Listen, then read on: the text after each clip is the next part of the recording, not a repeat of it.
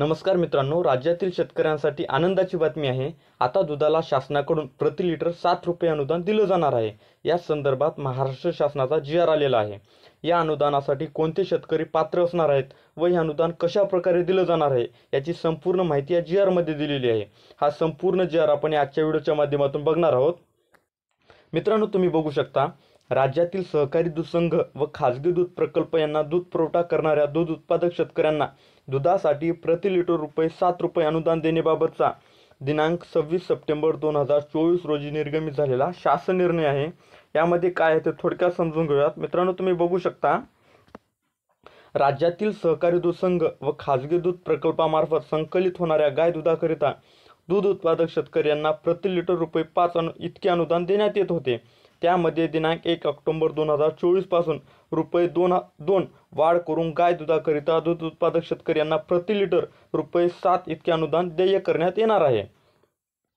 सहकारी दूध संघ व खाजगी दूध प्रकल्पाने दूध उत्पादक शेतकरी यांना 3.5 फॅक्ट/8.5 SNF या गुण प्रतिकरिता किमान रुपये 28 प्रति लिटर इतका दर दिनांक 1 ऑक्टोबर 2024 पासून संबंधित दूध उत्पादक शेतकऱ्यांना वैयक्तिक बँक खात्यावर रोख विहिरीत पद्धतीने ऑनलाईन अदा करणे बंधनकारक असणार आहे।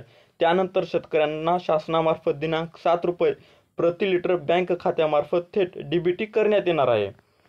फॅट व SNF 3.5/8.5 या गुणप्रतीपेक्षा प्रति पॉईंट कमी होणाऱ्या फॅट व SNF करिता प्रत्येकी 30 पैसे वजावट करण्यात येणार आहेत। तसेच प्रति पॉईंट 30 पैसे वाढ करण्यात येणार आहेत।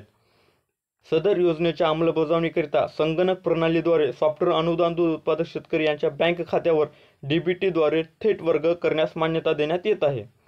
सदर योजना दिनांक 1 ऑक्टोबर 2024 पासून राबविण्यास मान्यता देण्यात येत आहे। तथापि प्रस्तुत योजनेचा आढावा घेऊन योजनेत पुढील कालावधीकरिता मुदतवाढ देण्याबाबत शासन स्तरावर निर्णय घेण्यात येणार आहे।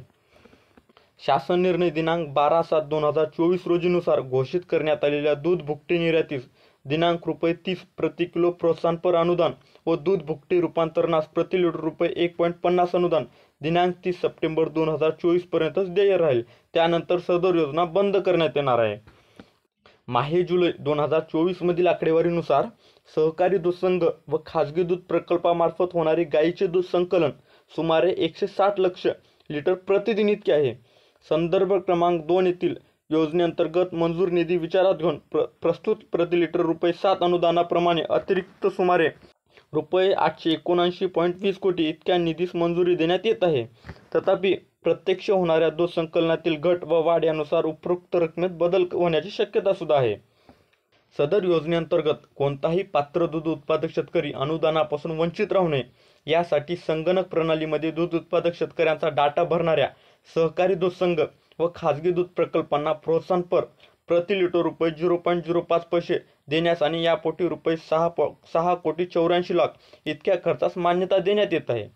वित्तीय भार वगळता योजनेच्या इतर बाबीमध्ये बदल करण्याचे अधिकार प्रशासकीय विभागास राहणार आहेत। आता दूध भुकटी रूपांतर योजना कशी असणार आहे ते बघा।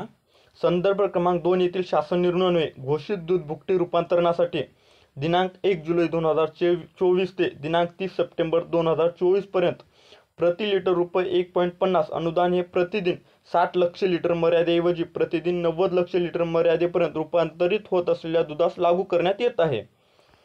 त्या अनुषंगाने दूध भुकटी रूपांतरणासाठी रुपये 79,20,00,000 इतक्या अतिरिक्त निधीस मान्यता देण्यात येत आहे। दूध भुकटी रूपांतरण योजनेच्या संदर्भ क्रमांक 2 येथील शासन निर्णयातील अटी व शर्ती कायम राहणार आहेत।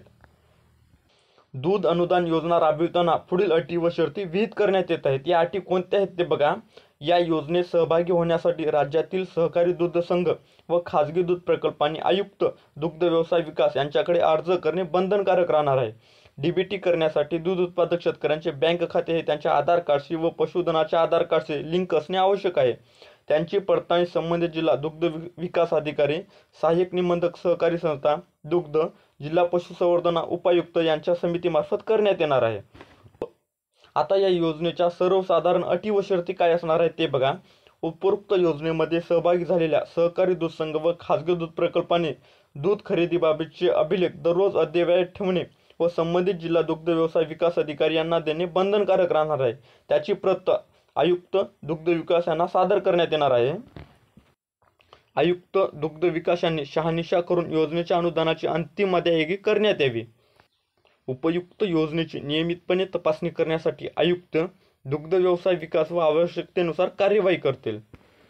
या योजनेमध्ये कोणत्याही सहकारी दूध संघ व खाजगी दूध प्रकल्पामार्फत अनियमितता झाल्याचे आढळून आल्यास संबंधित संघावर कायदेशीर कार्यवाही करून अनुदानाची रक्कम व्याजासह वसूल करण्यात येणार आहे. तसेच सदर संघ प्रकल्प अनुदानास अपात्र ठरविले जाणार आहेत. सदर अनुदान परराज्यातून संकलित होणाऱ्या दुधास लागू राहणार नाही. प्रस्तुत दूध अनुदान योजना केवळ राज्यातील दूध उत्पादक शेतकऱ्यांसाठी लागू असणार आहे. योजनेत सहभागी होणाऱ्या शेतकऱ्याकडे दुधाळ जनावराची नोंदणी एअर टॅग महाराष्ट्र राज्यात INAPS भारत पशुधन पोर्टलवर असणे बंधनकारक असणार आहे. शेतकऱ्यांचे आधार लिंक बँक खात्याची पशुधनाची INAPS भारत पशुधन पोर्टलवर नोंदणी करण्यात यावी. उपरोक्त अटी व शर्तींचे काटेकोरपणे अंमलबजावणी करण्याची जबाबदारी आयुक्त दुग्ध व्यवसाय विकास यांची राहणार आहे. अशा प्रकारचा हा शासन निर्णय होता मित्रांनो. सदर शासन निर्णय हा महाराष्ट्र शासनाच्या www.maharashtra.gov.in या संकेतस्थळावर उपलब्ध आहे. तेथे जाऊन तुम्ही बघू शकता. धन्यवाद.